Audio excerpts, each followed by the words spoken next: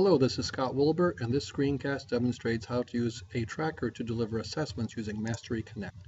First, log into Mastery Connect. Recall that the Mastery Connect icon gets you back to the home screen. We want to go to Mastery Tracker. We were here last time and went to Curriculum Maps to make a tracker.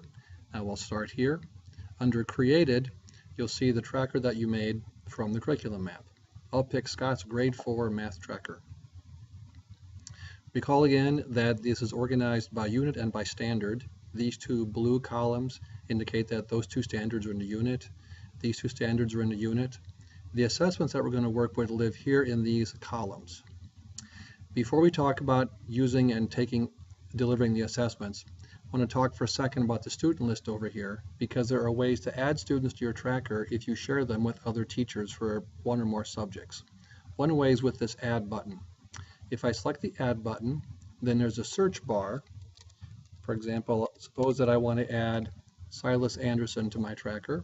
I select him, he shows up right there. If I selected Import, then he would show up at the bottom of my tracker, similar to Abbott Sherwin over here. Another option is from the orange hamburger, select Add Collaborators.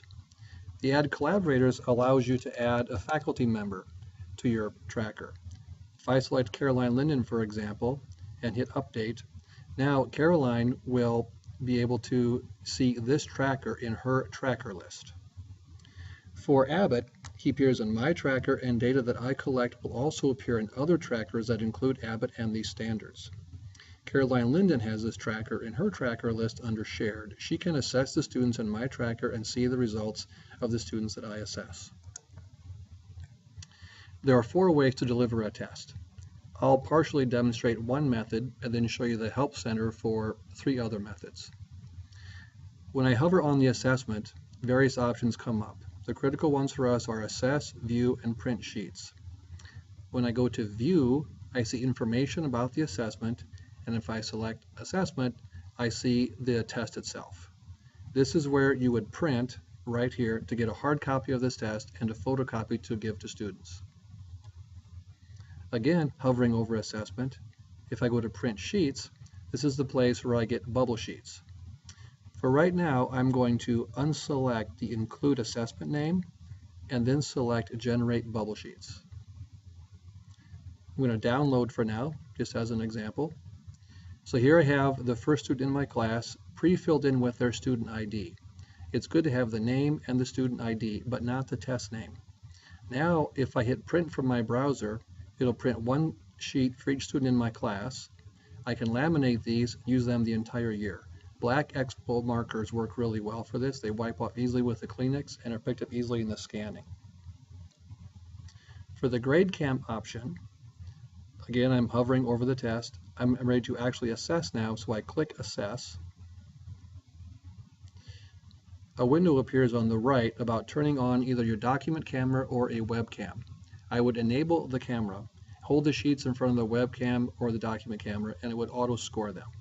That's one way to do the assessment. I'm going to go back here to my tracker, and let's talk about other ways to deliver an assessment. I just showed the GradeCam option, which requires students to have a printed or projected assessment and a printed bubble sheet. For a browser option, the student needs a browser, but no printed materials are needed. This would work really well with the Chromebook. The students need to have a hard copy of the test. They don't need a test or a bubble sheet. There's a bubble sheet app option. For this one, the student needs an iOS or Android device. If the device is tablet size, like an iPad or a tablet, then no printed materials are needed. If the device is phone size, then a printed or projected assessment is needed. There's an iPad scanning app.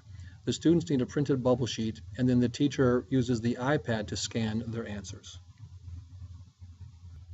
More details about all of those options are located in the Help menu. To get to the Help menu again, the home page, go to Help, launch the Help Center, go to Assessment,